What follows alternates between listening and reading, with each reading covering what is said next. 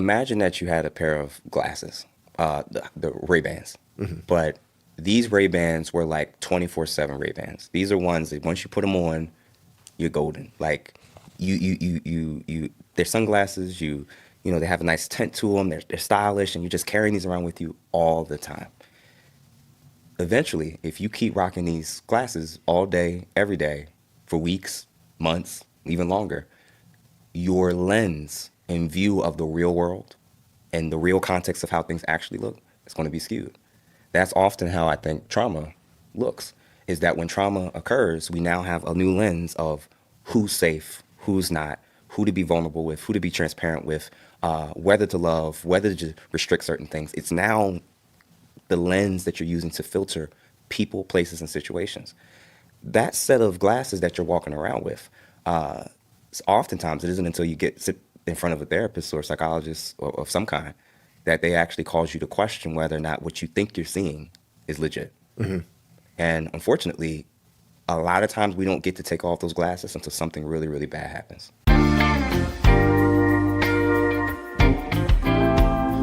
What's up, Blueprint family? Thank you all for joining us today. Today's guest has over a decade of experience. Philly native Jeff St. James has worked to build up a meaningful reputation with the local mental health community. He is both a licensed professional counselor and a certified PE, which is a prolonged exposure therapist, and consultant for trauma victims suffering with PTSD. He also enjoys working with adults and has a special interest in men's issues, including sexuality, loneliness, addictions, masculinity, empowerment, leadership, and career development. Awesome. So welcome. Thank you. Welcome. So I do want to ask and start off this interview with this first question. So what's your professional definition of trauma and PTSD? Because I saw that in your intro. Okay. Yeah. For starters, go birds. But trauma is more or less like a distressing or disturbing experience. Typically, somebody has either witnessed it directly, they were threatened, and it's usually about something that was leading to serious harm. More specifically, it can be a single event, but it could also be multiple encounters or events that occur as well. PTSD, more specifically, is a mental health diagnosis that following the trauma, after about 6 months, you're still exhibiting and showing various signs and symptoms that's still affecting you physiologically, as well as areas of potential avoidance of people, places, and situations. And more or less, it's just, it'll definitely tap into examples of like hyperarousal. So as an example, somebody loses a grandparent. After 30 days, they're still crying, they're still, really upset, they're grieving. You wouldn't, if it was unexpected, they may have seen it as a potential trauma, but you wouldn't call that PTSD. But after 6 months, after 2 years, they haven't gone back to work, they've become a shell of themselves, they're not hanging out with friends anymore. Then you could see the potential of, it looks like their natural healing process, for whatever reason, hasn't occurred, and they probably just need a little bit more help and support to get them back on track. Okay. So in your experience, what are the most common ways trauma and abuse manifest in individual romantic relationships? Gotcha. So there's a number of different ways in which trauma and abuse can kind of manifest in relationships, especially amongst mixed sex couples, men and women. But the main categories is physical, emotional, and sexual abuse. Male and female aggression can be expressed very differently, and oftentimes, depending on the gender you're talking to, in counseling sessions, sometimes they may be really, really good at being able to identify the trauma and abuse that their partner's doing, but they may not always so readily see it within themselves or even in their homeboys or girlfriends. And secondly, outside of just breaking things or physically attacking people, shockingly, hypersexuality is actually a major symptom that is often expressed in PTSD that can manifest in these relationships. And sometimes it can result in sexual assault, but it could also relate to stepping out of the relationship and feeling that needs are fulfilled or met in house, and they have to outsource more or less what they're looking for. And then lastly, neglect. I think a lot of times people assume that when there's a lot of trauma or chaos going on in the home, that it's usually someone's like really just going crazy, doing something. But a lot of times, sometimes it's withdrawing. And it's actually withholding a lot of the things that you know your partner needs in order for the relationship to work. Those are typically some of the key things I've tended to notice. No, that's good. I mean, especially speaking on the hypersexuality part of it, that's something I guess the person without the trauma may not be aware of. That may be a one of the one of the characteristics of having some sort of trauma or done to that person, and those are things that we don't discuss a lot. That's rarely talked about. Yeah. It's so shockingly, I've noticed that people who, like you just said, aren't aware that hypersexuality is actually in the DSM-5. It is actually a part of one of the potential symptoms with PTSD. They don't realize that when this person is self-sabotage, Right. when this person is putting themselves in very unsafe situations, yeah. that could be one of the few ways in which they feel relief from whatever it is that they're dealing with or struggling with. Okay. I'll speak both professionally and personally. There were seasons in my life where I didn't connect the dots on why it had such a hold on me in terms of feeling like things are going well, things are going good, and then I got to step out for a little bit. Or even when you're not together, you're just running the streets. And in hindsight, I look back and realize when I experienced physical abuse when I was very young by a male, I didn't realize that as I got older, I tended to get closer to and be more connected with women. And so when I have all these female friends or girlfriends, naturally, if you're attracted to them or they're attracted to you, it wouldn't be shocking that those lines can be blurred and crossed. But the problem is that in terms of, like you said, hypersexuality, you'll struggle when it's time to rein that in, when it's time to kind of get centered. Like, oh, I found the right person. Now I have who I need. I'm going to spend the rest of my life with this person. Your sexuality isn't really an on or off switch. Right. And I think sometimes we open ourselves up for things that we oftentimes don't anticipate. So as examples, I don't know the stats on this, but you would assume that what's the percentage of people you think that's sex workers that probably went through something traumatic? Out of the whole population? A lot. Probably pretty most pretty of high, them. right? Yeah. So when you think about it, it's like, well, wait a minute, that makes logical sense. Right. So if they're a sex worker and they're female, you'd be like, oh, something must have happened. This idea that she's just interacting with different men every 4 days a week, something must have went wrong. We don't do that with men Right. True. That's true too. who sleep around a lot. Right. We see that as him being a player. Right. Yeah. We see that as him being, he's got the swag, he's got this ability, and all the while he's struggling with a whole host of things, and the one outlet or area that he potentially has some feeling of self-control may be that area. Yeah, that's true. Yeah. That's a great point. Yeah, that's a great point to shed light on that. Yeah, because I mean, a lot of young men, I think, especially fatherless young men, they struggle with that too, thinking that being in the world, that's what we're supposed to do. Not having the identity of what a man is. They think that makes them a man. Just being out on the streets and trying to get as many women as I possibly can. But also, ultimately, what you're doing is you're causing more trauma in those false relationships that you may be building with other people or other women that you are sleeping with along the way because you're hypersexual, because of your trauma. Yeah, So, and wow. one of the crazy things when I'm thinking back to childhood and different experiences with men and what they've expressed when they got older, many of them had their first sexual contact with an older woman, significantly older than them. And I've also seen it with young women where they're in high school, but they're dating guys that's in their mid-20s, like that type of thing. what's going on. And the problem is that for both sexes, but it seems to be more pronounced with women, is attachment. And that when you kind of spread yourself too thin, mentally and emotionally and sexually, it gets harder for you to connect with people. That's true. For whatever reason. And again, there's definitely a science to it. I'm not going to get into like the neural chemicals that's going off and everything. But what I will say is that it seems that it's more often than not when I talk to guys who have struggled with their sexuality, struggled with cheating and everything. And once I kind of start talking to them and get to know them a little bit more, 80% of the time, 80% of the time, it's usually some trauma in their background, which explain how they kind of went off in that area and kind of got lost in that space. Yeah.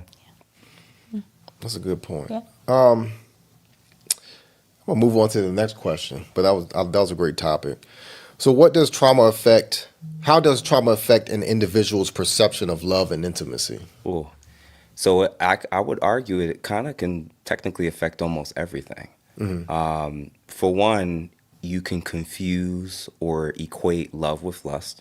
That's That's true. a big one, That's a right? big one, yeah. And number two, and it kind of makes sense with all the social media stuff going on in terms of all these podcasts of people talking about relationships, or men need to do this or women need to change this.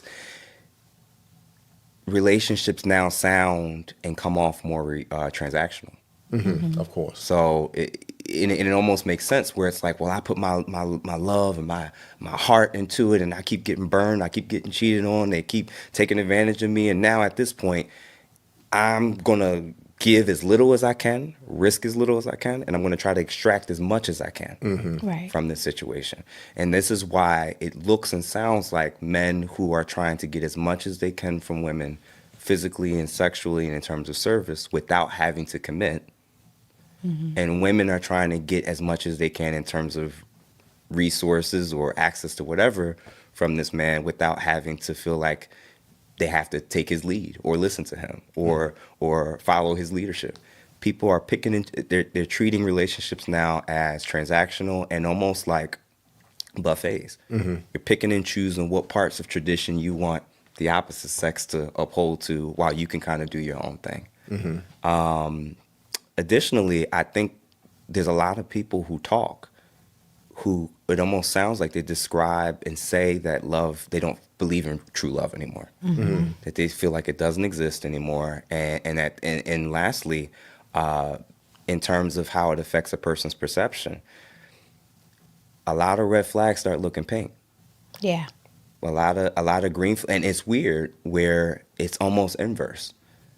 Green flags are seen as red, and red flags are seen as not that bad. And what do I mean by that? When let's say you were violated by a male of some kind, for instance, and he also had good attributes, you'll find yourself kind of conflicted because it's not that he's all bad. Right. And oftentimes when you hear about these examples of things happening in families, they kind of see the person who committed the offense or the trauma as like a multifaceted person. They had good side, they had bad side. So what happens is sometimes when you go out and start dating and getting into relationships, the person who doesn't have those things, you don't associate the good attributes with them anymore. So you'll hear it when women talk. They'll often say, "I was kind of bored. He's kind of boring." Yeah. In reality, what they're actually saying is like, he's not chaotic. Right. He's not what I'm used to. Right. And the guy who would terrorize me or constantly harm me or hurt me in different ways also love bombed me. He was he was passionate in all areas, good and bad. So when another guy's kind of more reserved, more laid back, he doesn't want to go out as much, he's not in the mix dealing with other people or other women, I'm not really excited about him. The green flags are red to you. Yeah. And the Right. red flags, you're like, I kind of need that. Right. That really, really warps our view of safety, of love, of stability, and it kind of flips it all on its head. So trauma, it does a doozy on us, honestly. Yeah. That's true. And so, next question: how does the experience of broken trust in past relationships, especially those rooted in trauma, impact someone's ability to trust a new partner? Imagine that you had a pair of glasses, the Ray-Bans, but these Ray-Bans were like 24/7 Ray-Bans. These are ones that once you put them on, you're golden. Like you they're sunglasses. They have a nice tint to them. They're stylish, and you're just carrying these around with you all the time. Eventually, if you keep rocking these glasses all day, every day, for weeks, months, even longer, your lens and view of the real world and the real context of how things actually look is going to be skewed. That's often how I think trauma looks, is that when trauma occurs, we now have a new lens of who's safe, who's not, who to be vulnerable with, who to be transparent with, whether to love, whether to just restrict certain things. It's now the lens that you're using to filter people, places, and situations. That set of glasses that you're walking around with, oftentimes it isn't until you sit in front of a therapist or a psychologist of some kind that they actually cause you to question whether or not what you think you're seeing is legit. And unfortunately, a lot of times we don't get to take off those glasses until something really, really bad happens. Right. And now we're in a position where we have to, how did I get in this place? How did I lose my family? How did I end up on drugs? How did I end up in jail? How did I lose my job? How did I lose this? How did I lose that? Like, how did I get here? And all the while, you just moving. You just moving. And the reality is, like, them glasses been on a long time. And it wasn't until something really bad happened that you had to wake up. And someone was like, whoa, this lens you're using when it comes to how you see women is crazy. This lens you're using in terms of why you think all men are horrible is completely inaccurate. But your perception is that all of them are unsafe. Yeah. All of them are untrustworthy. And it's usually a tell-all sign when they stop speaking, in terms of individuals, and they'll speak in generalities only about the things that are negative. It'll come off crystal clear. You'll see it with your girlfriends. You'll see it on social media. You'll hear it, and it'll become clear as day that, wow, this person's past experiences or past decision making or choices has now completely shifted their lens that they use to see the world. And it isn't oftentimes until they're questioned by somebody who they can deem as safe that they realize, like, wow, I did not realize that my view of trust, of love, of boundaries was all shaped so deeply by something that harmed me. And, when you're in that fight, flight, and freeze mode constantly, it's very, very difficult for people to do life with you long term, especially those that you're in romantic connection with. So, yeah. So, how many people do you think one may come across who's in the dating world that may exemplify or either have some sort of trauma that may make it hard to build a relationship with them? There's no data on this, but I will say that if every time I go on social media, women are saying the dating market is trash, Right. Yeah. and men are saying, I got to go to another country to find a good woman, Right. then that probably is a sign of evidence that there's probably a large percentage of people that just has unresolved issues. It doesn't always have to be trauma necessarily. It just could be attachment-related issues or others, mental health issues. But regardless of whether it's trauma or not, it seems like people aren't realizing the work they need to do until after they're in relationship with someone else. And to be fair, that kind of makes sense, because when you're on your own, you can make your own rules. Right. You can do your own thing.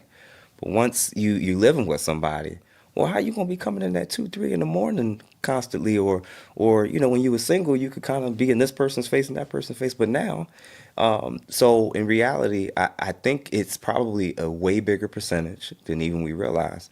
And you got to factor in also, it's not the people who's in the dating market who's still trying to find someone. It's also the people who are already in relationships, who are also dealing with this stuff as well.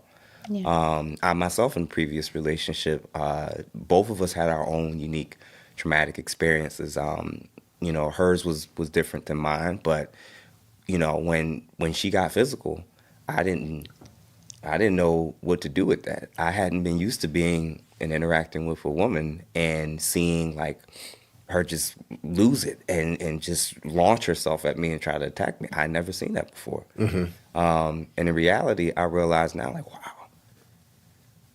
Not that it's an excuse, but now that I've learned more and I've grown in my field, I understand it more. Right, I yeah. understand how people get there.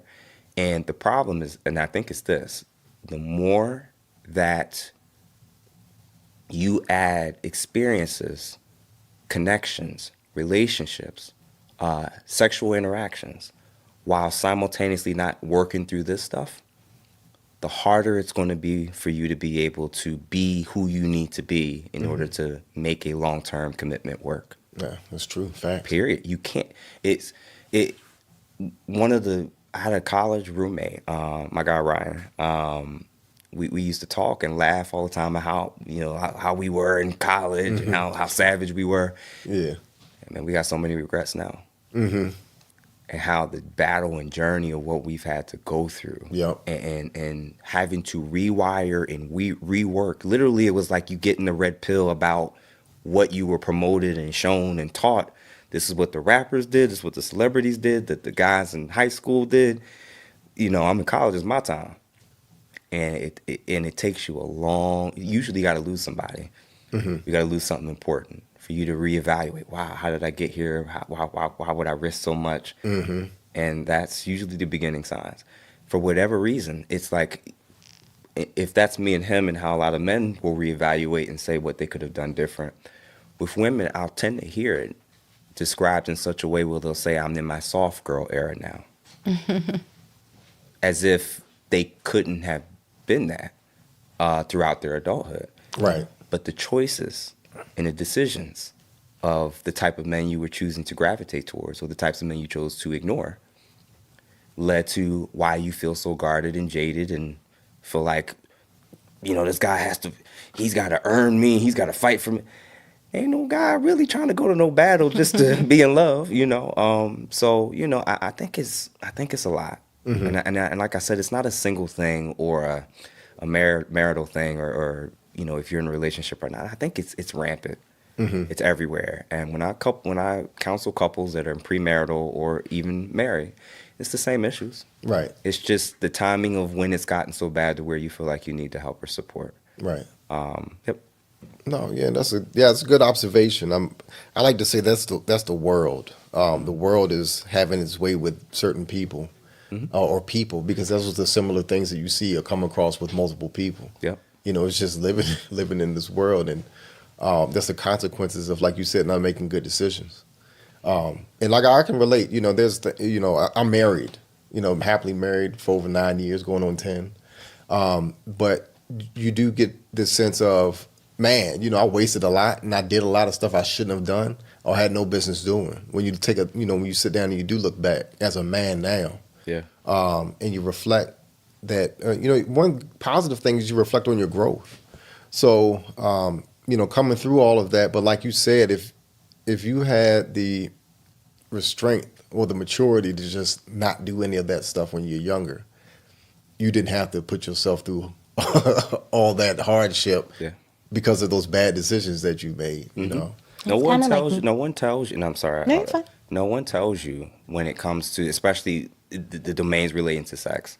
No one tells you as a boy or teenager or early adult, like a lot of the risk and consequences. Like Right. you hear about the STDs and everything, but they don't tell you the more women that you expose yourself to in that way, the much more likely you are to get an accusation against you.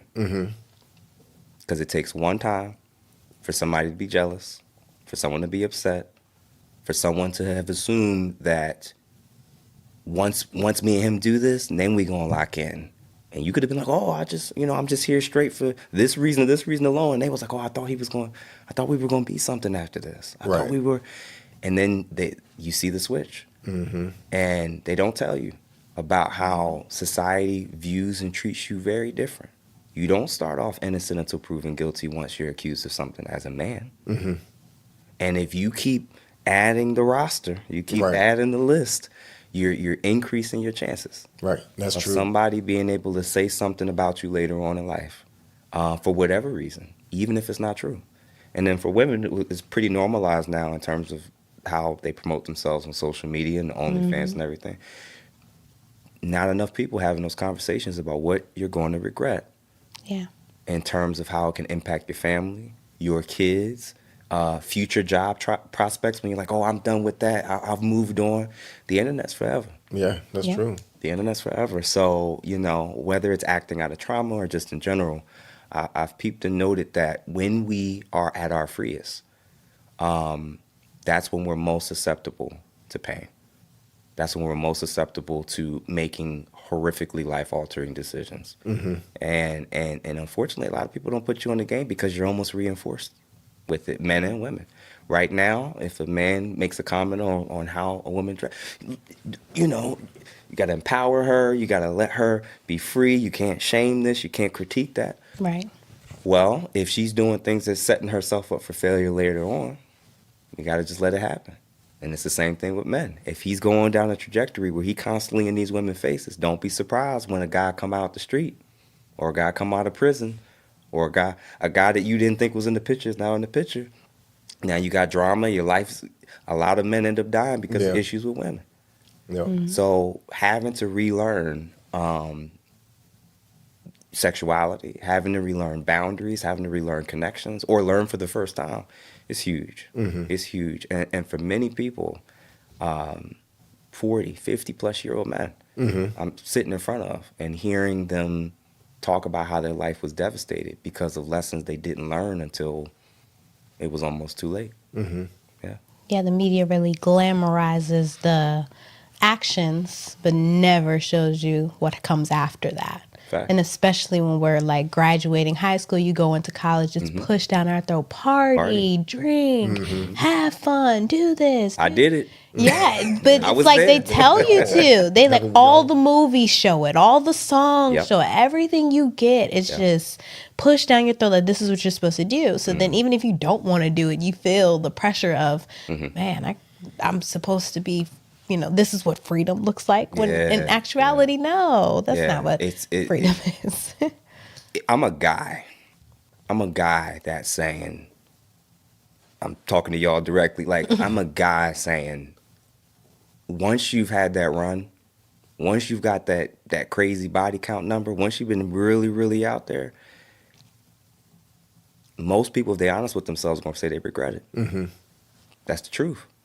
They realize, men that wake up one day, they genuinely do realize it's like, this is kind of getting old. This is getting old. I'm wasting a lot of money and resources. I'm wasting a lot of time. And I have nothing to show for it when it's all over. And then with women, it's kind of the same thing. Where if you keep being in that oh, I got to be a city girl summer, and you can keep doing that. But for a lot of those people that's encouraging you, Right. a lot of those people that's encouraging you to make these decisions, they're not gonna be there to help you when you got to raise that child alone. Right. They're not gonna pay your rent. They're not gonna pay your hospital bill. They may be your friend, but they're not going to be able to be there and help you in the ways that you need when you're making decisions that's ultimately going to make it harder for the man you want to want you. Right. And you gotta hear it. And as a guy, it's like it's just flipped differently in that it's expressed. The regret for most men, I found, is his inability or his difficulty to fully engage, fully connect, fully be present, and not feel as though he's constantly operating on anxiety, lust, temptation. It would be so freeing to just be like, I got my person, I'm good. And you've kind of stacked the deck for this to like be your cross to bear going forward in life. Right. I remember a pastor who I met with coming out of my last relationship when he was helping me to heal and to deal with my traumatic experience and everything. He said, I realize what you do sometimes is that you know when you cross that bridge, what's on the other side of it. So you'll come back across the bridge, but you'll leave the bridge intact. We do that. Mm-hmm. You know what we know if you're an addict, your butt ain't gonna be at the spots where you know they selling. Right. If you know alcohol is your issue, the last place you're gonna be at consistently is the bar. So why, if you're a man and you know that women are a major issue for you, why you keep hanging out with them one-on-one and you already in a relationship? You keep putting yourself in the space and environment and hoping, regardless of your emotions, your feelings, the time of the month, you keep trying to convince yourself that you have enough self-control to be good no matter what. I mean, scripture says like to flee from temptation. Right, We exactly. say I can be in a room with it. There you Right. go. So it's the same thing with women as well. Like we have to just do a better job of, regardless of what the culture says, regardless of what my girlfriends and my homeboys say, what is it that I ultimately want? And am I moving in a direction that's actually leading me there, or am I making things substantially harder for myself? Not only for me to be able to trust someone, but for someone to trust and love me. Right. It's great being a player when you're single. It's great being a guy when a lot of women want to be with you and talk to you and everything. It's not so fun when, like, now you're dealing with all this unnecessary drama and you just trying to be at peace. Right. And you done created all these attachments and left all these doors open, and now you constantly opening and shutting the doors, and it's a lot. Yeah. It's a lot, and it's exhausting. And what's happening in Hollywood, from Cat Williams' interview on, all the exposing, all the things that's come out, all the crazy scandals. If that didn't teach you, they're the pinnacle of the representation of what a lot of us are trying to live like. Whole lives destroyed, careers destroyed, losing businesses, losing homes, getting sued for millions. It's not worth it. It's not worth it. So yeah, I think that I know that there's a lot of work, but I think with discussions like this is the beginning stage, honestly, of us reevaluating what the culture is telling us versus us recognizing what either our faith or just our own honest assessment and intuition can acknowledge this is true. If you 30 and single and you're not a virgin and you've been dating in your teens and 20s, you're not a great decision maker. Right. That's what that means. You picked wrong. And most of us did. Most of us don't get lucky to find our high school sweetheart, and Right. that's the case for 98% of us. Right. We pick wrong. And if you keep picking wrong and you keep going to the thing that you know isn't good for you, Kevin Samuels tried to tell us it ain't a lot out there.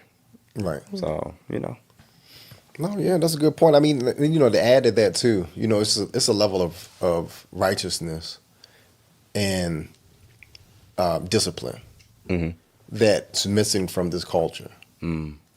That's driving all of this bad decision making, trauma, these generational curses that we're speaking about now. That's what we're seeing. That's what I believe. That's what we're seeing. Dealing with all this post-traumatic stress and all these horrible statistics as far as marriage, divorce rates, all of that. Like I said, it's a level of righteousness that's not here in this society, and we value other things other than the Word of God and the Bible and those things. These Morals. right? Which is exactly, morals, and that's what I think that's what we're seeing in the world today.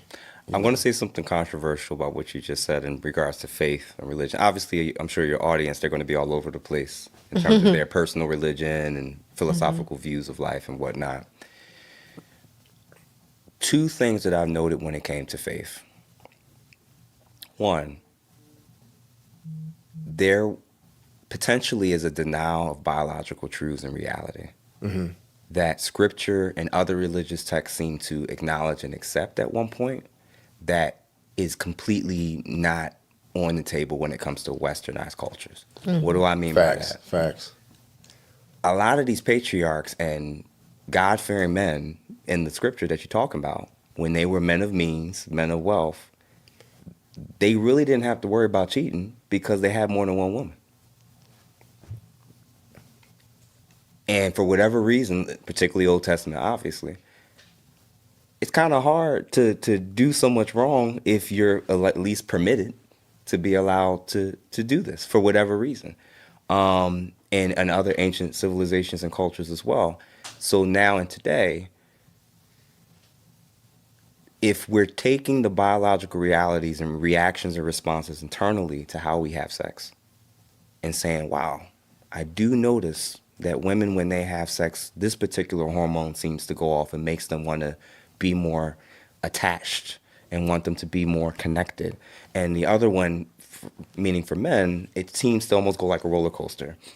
Post nut clarity, and now he's good. He's good as new again.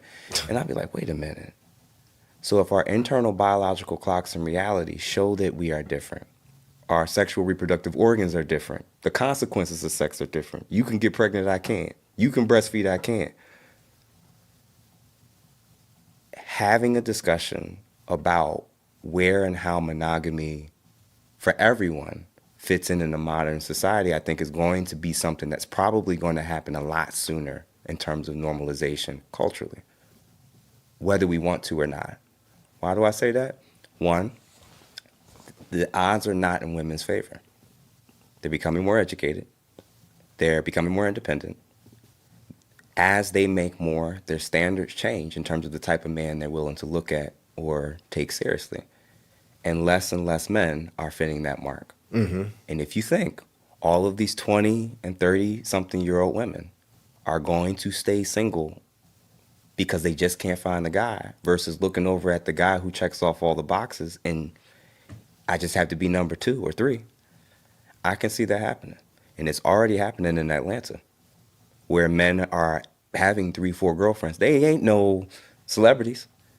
It's a real thing where someone, the question would be, and luckily you married, so if it was a room full of women and you asked them today in 2025, would you rather be the king's concubine or a peasant's wife?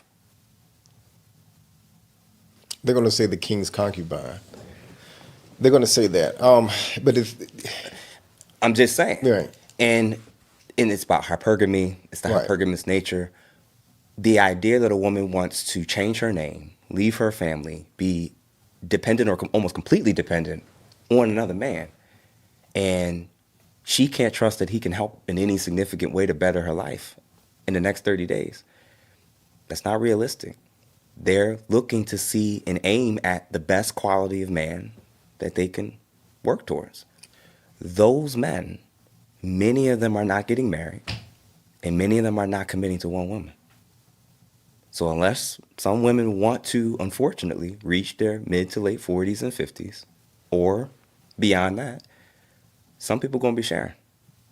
That's a hypothesis. I mean, to be honest with you, that's what a lot of those women doing it now, whether they know it or not. Yeah, now it's on the down low, or Right. now it's in secret, or whereas I can see if OnlyFans been normalized, why wouldn't you think polyamory or polygamy would probably be normalized in the future? Right. What does that mean in terms of people religiously from Christian or different religious sects and everything? That's for them to figure out, because their own text at one point in time apparently allowed it, permitted it, saw it as permissible, didn't see it as something worth repenting over. And it'll be interesting. It'll be interesting. I forget the major statistic, but they were saying like way over, I think it was like way over 30% by the year 2030, that a huge percentage of women between the ages of, I believe it was 25 to 38, Right. they're going to be childless and single. And if you think they're going to stay that way for the remainder of their life, I don't see it. I think some people are legitimately going to choose that option over monogamy if it's not available. I could see it being a financial option I was for just thinking that. Yeah. the majority of women, more so than love Yeah. or, really wanting to kickstart a family. Yeah. That would be the way that I could see that happening, out of the necessity of going homeless. Yeah. Which Yeah. a lot of women now are living in their cars. Yeah. You can pull up at any Walmart at 1:00 a.m. I did not know this was happening until about 2 years ago. Yeah, it's true. That a They got lot of nice the cars out. foreclosures. Some nice cars out there. Yep, and a lot of women who bought homes before the pandemic are now foreclosing at our age. Yeah. Millennials. And they were buying homes at a faster pace than men. Yep. And because many men will see home ownership as a thing that accompanies a family. Mm-hmm. Whereas a lot of women will see it as a thing for themselves. Right. And when you're trying to handle all of that on your own, it makes you start reevaluating, what it is you're willing to deal with or tolerate. Right. So I'm not going to put necessarily a moral judgment on it. I just say, like, I do strongly believe that that's probably what's coming. Right. It's already happening on the low, behind the scenes, but in the future, I won't be shocked. I won't be shocked if women start approaching other women who are married and asking, are you and your husband open to a second or third person in the relationship? Like, that's probably going to happen. Mm-hmm. A lot more likely than people want to acknowledge. Yeah. And kind of like what you had said, the financial aspect of it is kind of, the pendulum is kind of shifting to where we're not seeing the height of finances for a lot of people anymore. It's dropping. But that's how it was back then as well, when you were looking It's at, always the same thing. yeah, multiple spouses or something, especially when you're taking it to like maybe African cultures. There's other cultures where it was a necessity for the family to come together. You had multiple wives that More took care of children. the farm. They took care of so many different aspects of daily life that it wasn't just, it was survival based. Yeah. It wasn't more so just, I want, to be in a polygamous relationship, but it was survival based. So I can see that happening. Yeah. We've never actually, that's one conversation we've never actually had, was the polygamous and monogamous conversation, which is becoming very popular in general, just out there, people discussing it within different sectors of if it's acceptable, or if you do it, then, why are you doing it? How do you do it? Whatever. So it's a lot of different conversations around it, which I would have to agree is probably sparking interest or dialogue or going necessity. to, Right. right, or necessity, going to Yeah. create something to where it's more, something we see, because we certainly don't see that now. And of course it's not legal, but in the sense of, coming together to commune together, Yeah. to make it work. I don't know. Again, it's just a hypothesis. I don't know Yeah. if it's 100% going to happen next decade or so, but I think them 2030, 2040 numbers are going to be scary for a lot of people. And it's going to be a huge, huge wake-up call. I think social media is probably the number one culprit in terms of making all of us believe that there's more options out there for us than there actually are. And you can ghost people. You can, play around or keep people on the side on the roster all the way up until a point until you're like, actually, I do want to settle down. And you realize, like, your time might have passed. And a lot of people that was checking for you 2 kids in, you 40 pounds later, your knees hurt. They looking at your younger alternative. That's real. If you the guy that blew all your money on all kinds of crazy stuff, whatever, and now you trying to build yourself back up, and now she's at a place where she's like, I'm 34, I'm 38, I need a guy that's here. You may be the perfect guy for her. It's not your time. Because you don't have the prerequisite things that she's looking for to see you, take you seriously as a legitimate mate. It's legit. And they're saying this in counseling sessions. They're saying this on social media. They're saying this on platform. One thing about women, they will tell you why you disqualified. They will tell you. You don't make enough. I don't feel safe with you. You can't protect me. I just don't feel the thrill with him. I was bored. There ain't a lot of guys that check all those boxes. So, I don't know. I've been thinking about it for a while, and I think that's probably what's going to happen. Okay. No, yeah. I mean, but those expectations, we did a show about unrealistic expectations. A lot of women aren't, like you said, they see through those eyes of trauma and delusion that they don't realize realistic expectations of really what's good for them. Yeah. Like why the peasant man couldn't be good for you. Right. If he's going to Yeah. be monogamous and provide you with a happy, stable home, why couldn't he be good for you just because you're, no 6, 7, 8 bedroom home, like. me entering this podcast space, I'm going to always try to be mindful of the type of language I use. I could use the word delusional, but instead, I would say that men and women's brains are hardwired differently in terms of what they're attracted to. So, regardless of whether or not they can get that or not, that's just how they are. That's what they're thinking about. Yeah. So, for instance, most of our attraction triggers are the opposite. Typically, she may want someone who's taller than her. Typically, he wants someone that's shorter than her Right. and then him. She may want somebody who, he may want somebody that's kind of slim, and she may want somebody that has a decent build. And he may want someone that's soft. She wants someone that's kind of stern and a little, just aggressive in nature. Much of our attraction triggers are kind of the opposite. My issue is not that we are attracted to different things. It's the lack of willingness or the lack of introspection to wonder, okay, well, these are the things I want in a man, or these are the things I want in a woman. They never think about that second part. What is it that they want? Yep. What is it that women want in men, and what is it that I got to improve or grow in order to, and vice versa. It's really, really difficult. Yeah. I won't say it's delusion as much as, I think it's less delusion, and it probably is more solipsism and narcissism. Really? Where you've had to well, think about it this way. From 16 or 18 years on, women are going to start to get things that their male counterparts are not. The thing that makes men start gravitating towards you around that time are physical features that you're typically born with, or that you may want to enhance.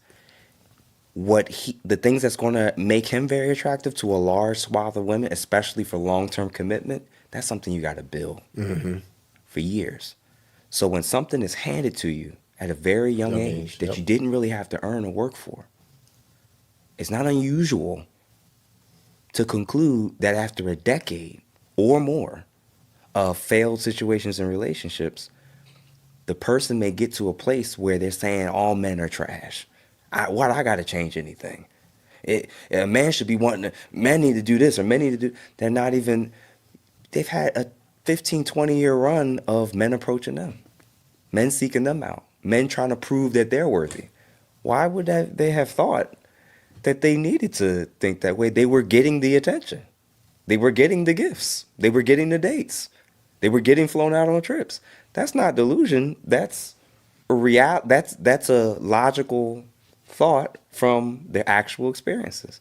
The problem is that when they get to that point where they realize it's not working, sometimes it's too late for them to try to go back in time and, well, what does the guy really want?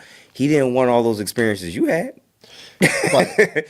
And vice versa. Right. With men, it's actually similar, where it's like if you ignore what it is that women keep saying, wanting, and what they're clearly drawn to, and say, I don't care what women want, I'm going to do me.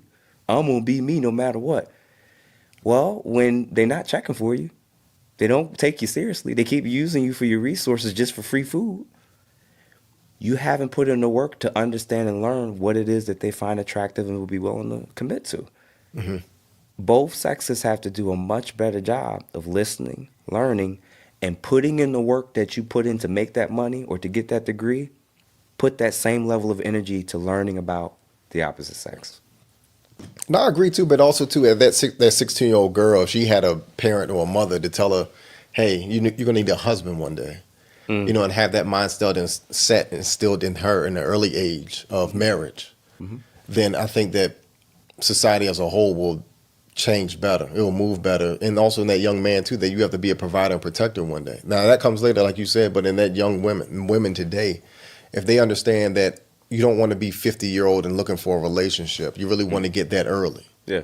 If that was the cultural norm, I think that dynamic of what I call delusion, they are what they're looking for will happen sooner, instead of them struggling through life and then being depressed later without a marriage, a happy home, a husband, and wishing that they did those things, like you said, long ago when they had the look, when they were in their prime.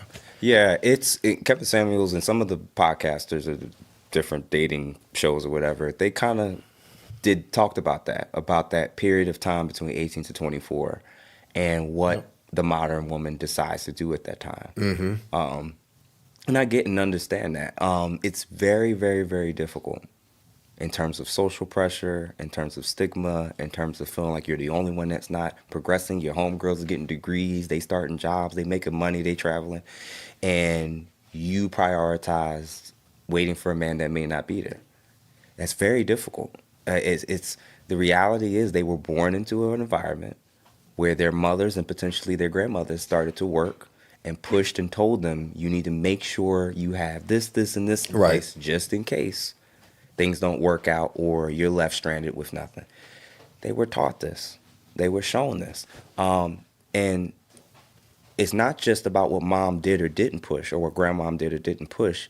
It's also the crazy statistics that's correlated relating with lack of men in the home. Home. Yep. Father in the home. Yep. Every major negative statistic, particularly in our community, but nationally as well, almost all of them are connected in terms of 2 times this, 4 times more likely for that, whether it's incarcerations, drug use, you name it. Fathers. I'm going to be honest with you. It almost doesn't matter. I don't say it doesn't matter, but in terms of development, mom's greatest impact is actually in the first 5 years of life. Period. Dad's greatest impact is during those teen years. Yep. That's the reality. Yep. So if you weren't the guy or the father who gave a little bit of the red pill to your son or daughter and said what's outside of this home in terms of the reality of the world, well, now she has to go out and go through her own experiences Yep. to figure it out. Go through the world in order to get it. A mother should be preparing her son for the reality of the good and bad sides of women. A father is supposed to prepare and shield his daughter from many of the men that he knows Yep. won't be good for her. The charismatic guy that has no plan, she's going to fall for. The good-looking athlete that's not going to make it in the league, she may fall for. The guy that tells her sweet nothings, she may fall for. The woman that looks real good but she got no substance, her son's going to fall for it. If both parents, they're both important. They both have a role to play. And with men, if you grow up as a mama's boy and your mother didn't allow you to interact with either your father or didn't have the capacity or chance to, seeing a very strong emotional reaction to disappointment with women, you're like, I know his dad wasn't in the picture. I just know. You could just tell. You could always tell 9 times out of 10 that a father didn't have a significant role in his son's life, or sorry, in his daughter's life and in his son's life. You can usually tell how they conclude things, how they argue, how they interpret information, how they react and respond to feedback. It's all there. Your father's supposed to ground you. Your mother's supposed to nurture you. Yep. Yeah. So would you say traumatic experiences really can influence a person's unrealistic expectations from both sides of the spectrum? Maybe what a man would expect a woman to do or want her to do based off of his trauma, and a woman the same way, what she expect a man to do. It depends what the trauma is, or it depends what the negative experience was. So, for example, if you are a woman and the last 3 men have cheated on you, and you have nothing to show for the last decade to 15 plus years of your dating experience, you still single, you have 1 child or childless, you still struggling on your own, it now shifts your lens of the value in men. Now it's not as much about his personality. Yeah. Even if she's going to stay because she gets cheated on, well, at least I'm going to get cheated on, but I have this. Or at least if I leave, I can take this with me. With men, you'll see it a lot of times, it'll be most pronounced when it comes to trust with women. Guys who have been burned with that, they opened up. They were vulnerable. It came back up when they was arguing. She weaponized or threw it back in his face. She brought it up or said it in company. his perception now is women can't be trusted. You can't be vulnerable. Well, how does that shape him as a father, as a husband? You get what I'm saying? Right, yeah. It doesn't always have to be trauma. It can just be a series of disappointments in the opposite sex can lead us to the conclusion that there's certain areas that's kind of off limits. Okay. Yeah. Thanks. I do want to ask this question. So, what strategies can individuals use to rebuild trust after experiencing betrayal or abuse in a relationship? So these are all the A's. I try. A lot of times I try to think of acronyms so both I can remember, and then people who are watching these podcasts and platforms will have an easy way to kind of remember this type of stuff. So one is apologize, which also includes acknowledgement. If you're not willing to acknowledge what actually happened, acknowledge what you did, and apologize for it, one, you're sending a message that you either don't realize how bad your actions were, or B, you don't care. For the person that's been affected, they need the acknowledgement. They need the apology. But additionally, the accountability. And accountability can be you having to shift your personal and professional and relational boundaries around, but also working with a professional to help you to identify blind spots where you may need additional accountability. Additionally, acceptance. And this is for both parties, the offender and the one who's been offended. It happened. If the party has apologized, if they've acknowledged, if they are accepting accountability and working on a plan of correction, you do have to have a level of acceptance about, well, if I'm going to stay in a relationship, if I'm going to be here long term, at some point, I'm going to have to accept that this happened, but I'm also going to have to accept that I'm not going to leave them, and therefore I'm going to have to do life beyond this moment. A lot of times people get stuck there. The person apologized, they were repentant, they're doing all this stuff, and they're never actually able to get over it, but they stay in the relationship. You're staying in a relationship long term with someone who you cannot forgive and you don't want to be reconciled to. You actually got to do yourself a favor for the both of you. And then lastly, assess. You have to do an assessment on where we are in the relationship, where the person who did the wrong is in terms of their effort, their behavior, and what I'm seeing in terms of giving me new information to make me believe that I can work towards trusting and loving them again. But it's also assessing you and how you might have changed. And those last two, from my perspective, in terms of strategies, when you don't do those two things, when you don't accept what your partner did and that we're still going to be together in spite of it, and if you don't have a full introspective assessment of how it could have affected you, how it could have impacted you, or how it could have changed you, you're going to be a very miserable and bitter person who will gaslight the person who did the wrong by making them feel like, well, they got to walk on eggshells forever and they can't ask this or can't do that. Just be single again. Just be in another relationship. And if that's your goal, the goal of addressing these issues is reconciliation. It's not just so that your partner feels bad for the rest of y'all lives. That you can bring it up in unrelated matters so you can win the argument. Well, oh, you didn't do the dishes and you cheated on me. Like, what? What did they had to do? I mean, it might have happened, but that ain't got nothing to do with the trash being taken out. Like, right. So the reality is we got to be honest. Like, those are the 5 A's. You have to apologize. You have to acknowledge. You have to take accountability. You have to have acceptance, and you have to assess. And I think like if you do really good work or work with somebody to help you do those things, a lot of relationships would actually be more reconcilable. Yeah.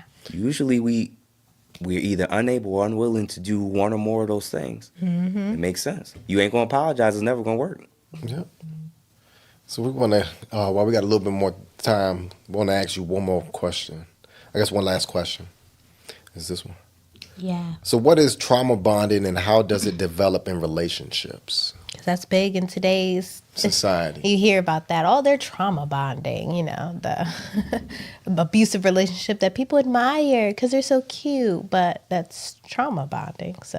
So Stockholm syndrome is where, the idea of like a slave that has been violated or kidnapped or tortured from their master, but they also have they may have also had additional positive experiences. The master may have took care of them. They may have fed them. They may have made sure that so now they have this attachment to a person that's, harmed them. And the problem is that when it comes to dating and marriage and romantic relationships, is it blurs people's perception of when they need to get out. So trauma bonding, it's also like dual sometimes, where both parties are doing insane and acting in insane ways, and they'll also be so passionate with the negative stuff, but they'll be extremely passionate with the positives as well. And the issue is that you're now equating that with love. Yeah, he broke this, but girl, he loved bombed me. He apologized. He bought me a new car. He flew me out. He's so apologetic, and then 2 months later, it happens again. It's because they're experiencing both of those extremes that it makes it more difficult, and they feel more conflicted with leaving. So that's trauma bonding. I had to take a domestic violence class when I was doing my graduate program, and a lot of times a lot of the students were struggling with like, why is it so difficult for people to just leave? Why is it so hard? And the reality is that people tend to get in relationships with people they like.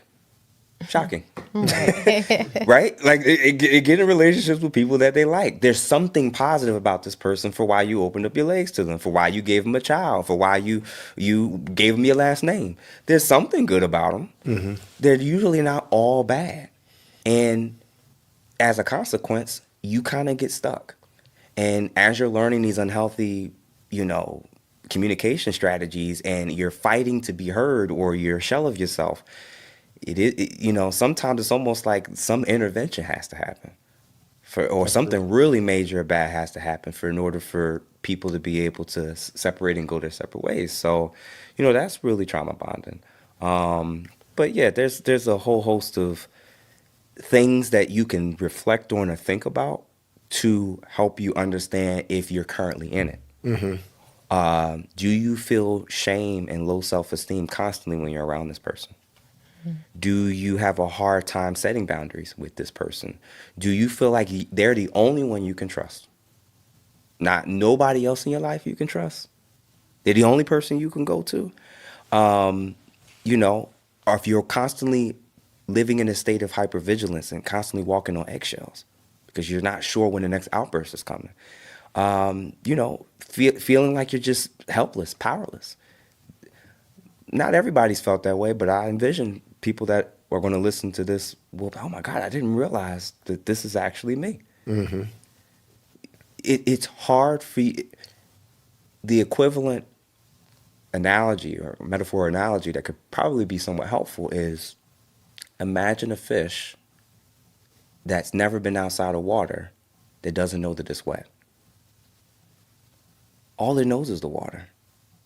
If your whole adult life has been men taking advantage of you, hurting you, traumatizing you, your perception is, this is all there is around me. Right. That's my environment. If you've had a string of negative experiences with women where you felt like they played games with you, they stood you up, they used you for a free meal, now this is the sea of body of water around you, that's all you see. So now all women are gold diggers. They only want to take stuff from you. None of them actually love you. Men are all dogs. They ain't ish. They ain't this. There you go. So, when it's trauma bonding, it's just your whole lens is shaped and redefines how you see and express and understand love and connection. So, I think that, it's a lot of work in terms of what we got to go through. Yeah. Want to ask one more question? Last one? Yeah, the last one. Yep. Perfect. So what is your advice to men and women dating in today's society? All right. I'm going to read these off to make sure I don't miss anything. This has probably been a compilation of thoughts, reflections. They all ain't got to be right, but they right to me. There you go. But I think having looked at the wave of red pill and blue pill and black pill and men versus women and the debates and panels, these are a few things or conclusions that I've kind of had come to in terms of what I think will make us better people for ourselves and each other. Okay. The number one factor for a successful long-term marriage or relationship is two people that understand the difference between romantic love and consistent character, and that they're much more likely to choose the latter than prioritize the former.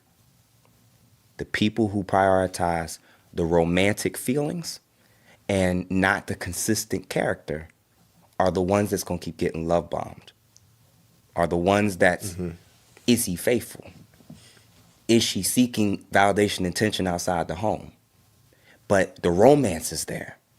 I think the people who focus on consistent character, and if both parties are on the same page with that, romance can be a part of it here and there. I think they're the ones that's built to last. For some men, myself included at one point, the loneliest many men have ever been in their lives is when they've actually been married or in relationships with women. The loneliest, some men, not all, have ever been in their entire lives is when they were in a relationship with a woman. For some women, the most overwhelmed they've ever been was when they had to manage a household alone while in a relationship with a man. I hear it all the time. They feel like it's another child.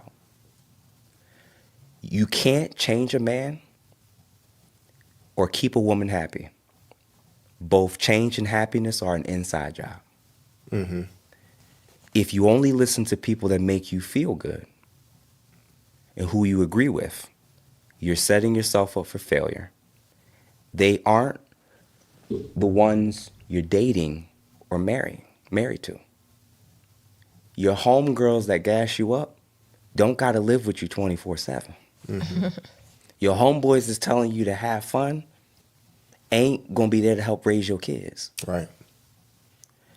You have to look to getting information, whether it's a therapist, a psychologist, or someone in a spiritual space that's very mature and wise. You have to get information from somebody that doesn't tell you always what you want to hear. Right. They have to tell you sometimes what you need to hear. That's true.